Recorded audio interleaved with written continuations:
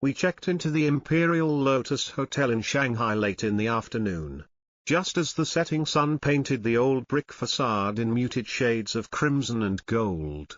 The lobby was dim, bathed in the amber glow of antique lamps, heavy with the scent of aged wood and faint incense. We were tired, my two friends and I, from exploring the bustling streets, and eager to rest in the hotel's reputed historic charm. The concierge handed us a set of brass keys, a slight, unreadable smile lingering on his lips. "Your rooms are on the 6th floor," he murmured softly. "Enjoy your stay." The elevator, creaking softly under our weight, carried us upward. Its ancient metal doors parted reluctantly onto a long corridor, its length disappearing into shadow, punctuated by weak, flickering sconces. The carpet beneath our feet was thick, muffling our footsteps, making the quietness more unsettling. Something felt off, though I couldn't quite place it. We settled into adjacent rooms. Mine was at the end of the hallway, near a tall window overlooking an inner courtyard, overgrown and shadowy. That night, sleep overtook me quickly but briefly. I awoke suddenly, throat parched, mouth dry. The dim light from the street outside filtered weakly through heavy curtains, casting elongated shapes upon the walls. Feeling my way to the bedside table, I found my water bottle empty. A sigh escaped me as I glanced toward the door. Reluctantly, I decided to step outside to find a vending machine or at least an ice bucket. The hallway was silent, disturbingly so. As I gently closed the door behind me, the sound of the latch clicking into place echoed louder than it should have. Immediately, a chill snaked down my spine. The air in the corridor was cooler, tinged with a strange, metallic scent. My eyes struggled to adjust, squinting at intermittent lights that cast faint pools of brightness separated by stretches of oppressive darkness. I moved cautiously forward, footsteps absorbed by the carpet. The silence pressed heavily around me, amplifying every breath, every beat of my heart. I reached halfway down the hall before noticing something peculiar. The lights behind me seemed to dim subtly, one by one, as if shadowing my steps. A feeling of unease grew within me. I quickened my pace, finding a vending machine near the elevator. It was old, humming softly with an unsettling resonance. Hastily, I grabbed a water bottle. Glancing back down the hallway, my blood froze. At the far end, near my door, stood a figure, silhouetted by the faint glow of the corridor lights. It was motionless, indistinct. The shape was human, yet oddly elongated, slightly distorted by the flickering illumination. My breathing became rapid, my pulse loud in my ears. "Hello?" My voice trembled slightly. No response. The figure remained motionless, merely watching, swallowing hard. I took a hesitant step forward. The lights near the figure flickered violently, plunging the corridor into darkness for a heartbeat. When they returned, the figure was closer, still silent, impossibly quick in its approach. Panic surged through me. I turned back toward the elevator, stabbing the button repeatedly. The slow grind of cables felt like an eternity. Glancing over my shoulder, my heart nearly stopped. The figure was closer still, now halfway down the corridor, yet disturbingly silent. The elevator doors creaked open, bathing me in dim, comforting light. I darted inside, pressing the button for the lobby repeatedly. As the doors began to close, my gaze was locked on the corridor. The shadow stood now only feet away, unnaturally still, face obscured in darkness. Just as the gap closed, a hand, skeletal, pale, claw-like, slipped briefly into view, reaching desperately before vanishing. I gasped, slumping against the elevator wall, chest heaving. Downstairs, the lobby felt strangely calm, ordinary in its quiet luxury. Trembling, I approached the concierge. Words stumbling from my lips. There was someone upstairs. Outside my room. I managed. He regarded me for a long moment. His expression unreadable. The 6th floor? I nodded slowly, with a slight sigh. He lowered his gaze, shaking his head almost imperceptibly. You are the 3rd person this week to see that shadow. He offered no further explanation, returning silently to his papers, leaving me alone with my mounting dread and unanswered questions. My stay continued for 2 more nights. But I never stepped out of my room again after sunset. And even now, miles away from the Imperial Lotus Hotel, in the safety of daylight, the memory of that silent shadow in the corridor still haunts my dreams.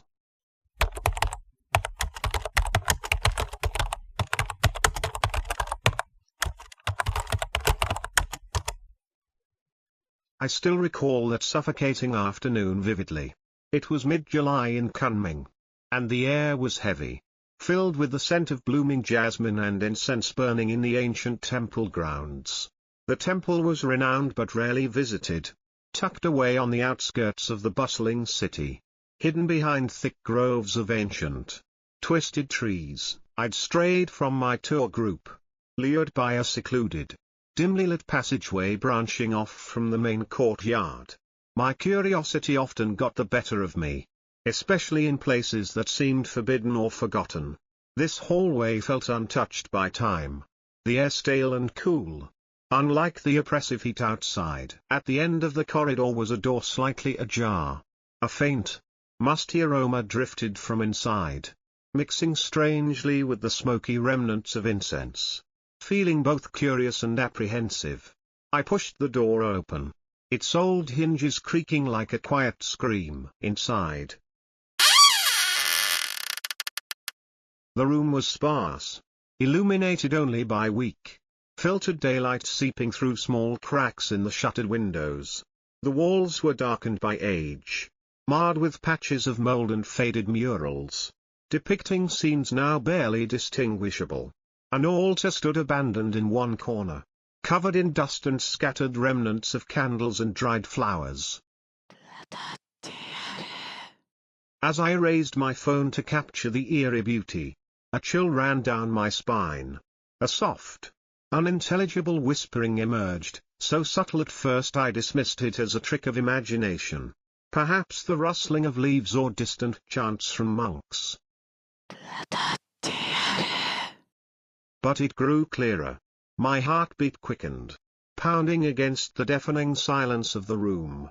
The whispers echoed strangely, seeming to seep from within the very walls themselves, rising and falling rhythmically, murmuring words I couldn't comprehend. My skin prickled as a sensation of unseen eyes observing me intensified. Turning abruptly, I faced the doorway. Silence. The whispers ceased immediately, replaced by an oppressive stillness, as though something were holding its breath behind me. Taking a deep breath to calm my nerves, I turned again toward the altar. Instantly, the whispers resumed, louder this time, closer, so close it felt as though someone stood just behind my shoulder. My breath came rapidly, my pulse throbbing in my ears, and a cold sweat formed on my forehead. Whipping around, I saw nothing but shadows, dancing slightly as the weak sunlight shifted. Each turn intensified my anxiety, the whispers rising and falling like tides, tauntingly close yet invisible. Panic mounted within me, and I desperately fumbled with the door handle. Suddenly stubbornly locked. A sudden burst of laughter, soft and sinister, filled the air, causing my stomach to knot in fear.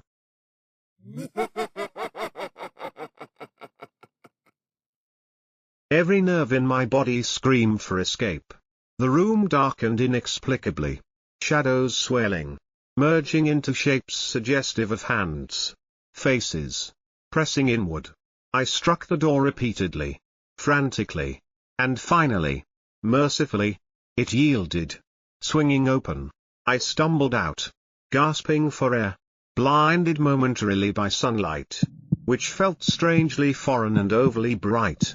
Glancing shakily at my phone, my heart froze. All the photos I'd taken inside were distorted, blurred with streaks and smears resembling long, ghostly fingers or half-hidden faces peering through shadow. I hurried back to rejoin the group, heart still pounding uncontrollably, the whispers echoing faintly in my ears long after leaving the temple behind. To this day, I avoid quiet, secluded spaces, haunted by the thought of unseen whispers following me from that ancient room, forever lurking just out of sight.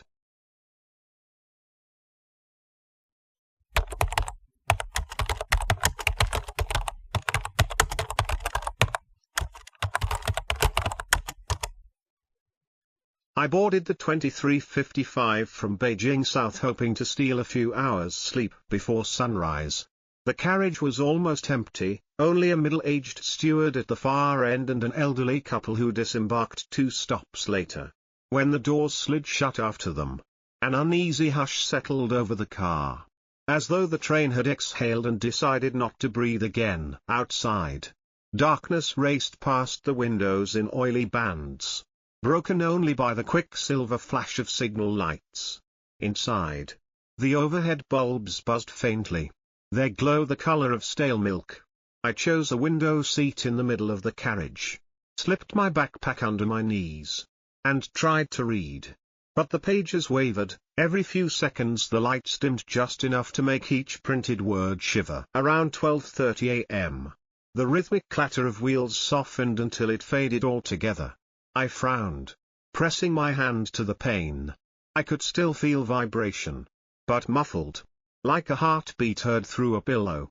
When I raised my eyes, my reflection floated ghost-pale on the glass, superimposed onto the night beyond. That was when the first sound came, 3 soft taps from beneath the floor. Tap tap tap, evenly spaced, as though someone below us was testing wood for hollows. The steward, sitting near the service door, didn't look up. Perhaps he was used to odd noises at this hour. I wasn't, and the hairs on my arms prickled. I focused on breathing, telling myself rails echoed strangely in open country. Yet 10 minutes later the tapping returned, closer this time, beneath my own feet. I lifted them instinctively, letting my heels hover above the metal footrest. The lights flickered, and my reflection vanished into pure black. A laugh bubbled somewhere behind me. It was a child's laugh, quick, wet with mischief, altogether out of place. I twisted in my seat. The corridor toward the rear sleeper, car 12, if I remembered the schematic, was dark. Its door pulled shut and sealed with a yellow maintenance ribbon. No one should have been back there. Still, the laugh drifted again, joined by a thinner giggle, like a harmony sung through cracked teeth. I stood. The steward noticed at last and rose as well, smoothing his uniform. Something wrong, sir? Did you hear that? Children. I felt silly the moment I spoke. He frowned, puzzled rather than alarmed. There's no one on board but us. His gaze slid past my shoulder toward the locked car. The last carriage is out of service. Repairs. Another laugh, louder, shriller, spiraled through the corridor. The steward's face drained of color. He strode forward, stopped at the maintenance door, and pressed his ear to it. For a moment he simply listened. Then he tugged on the handle. It refused to budge. Must be a loose panel, he muttered without conviction. From inside car 12 came a thump, as though a fist had hammered metal. The steward jerked back, nearly tripping. I took a step closer despite every instinct screaming at me to sit down. The air smelled of ozone, of hot electronics cooling too fast. Maybe we should alert the driver, I whispered. The intercom's in the service cabin. But he didn't move. We both stared at the closed door, willing it to stay shut. The train entered a tunnel then, pure darkness swallowing the windows. The lights overhead cut out entirely. In the sudden black, breath sounded cavernous, skin close, and from right behind the door. In that absolute dark, rose a chorus of whispers, children murmuring secrets next to your ear in a game of telephone. I caught fragments, a counting rhyme in a dialect I didn't know. A liquid shush of giggles. A single word repeated so softly it felt like breath on my neck. Wait. The lights flared back. The whispers stopped. Something scraped slowly down the other side of the door. Nails, I thought. Though they sounded too many. Too fine. The steward's hands shook as he keyed his radio. Only a burst of static answered. He tried the emergency phone. Its line was dead. We were alone. I could not tell whether the train had slowed or if the silence only made it feel motionless. Minutes stretched. Neither of us spoke. The steward returned to his post like a man walking underwater. At 2:17 the PA crackled. A child's voice, not the driver's, not any adults, sang a single bar of an old lullaby. The kind my grandmother used to hum when the power went out, rising, falling, unresolved. Then the speakers died again. My mouth tasted of coins. I sank into my seat and forced myself to watch the passing dark. Counting signal lights for courage. 1, 2, at the 5th I lost track because the window clouded with condensation from the inside. As though something breathed against the glass. A small handprint bloomed in the fog. 5 delicate fingers pressed flat. Visible for only a second before evaporating. When the dawn-grey horizon finally bled into the sky. The engine's hum returned. Loud as a generator restarting. The entire carriage shuddered awake. We slid into the Old Town station precisely on schedule. Brakes squealing like something wounded. I stumbled onto the platform. Lungs filling with cool morning air that smelled faintly of coal and river mud. Only then did I realize how badly my knees shook. The steward stepped down beside me. Keyring clinking. He looked older than he had 3 hours earlier. Workers arrived with tools to unlock car 12. I watched, unable to walk away. As they unsealed the door, dust drifted from the hinge. The interior lay stripped bare, no seats, no lighting, just exposed wiring and plywood sheets. Empty. A foreman turned to the steward. You kept it locked, right? Nobody in or out all night? The steward answered. Voice thin. The foreman nodded. Satisfied. Then, inside the gutted carriage, something rattled, a child's marble rolling across metal, stopping against a wall with the softest click. The workers spun toward the sound. I did, too. Though part of me already knew exactly where it would stop. Somewhere deep in that hollow car. A child laughed, just once. Bright and startled. As if delighted we were still listening. I backed away until the platform tiles blurred. Even when the station crowd swallowed me, the echo of that laugh clung to the inside of my skull like soot. No timetable told me when the next train would leave. But I knew one thing with absolute, shivering certainty: I would never ride the last train again.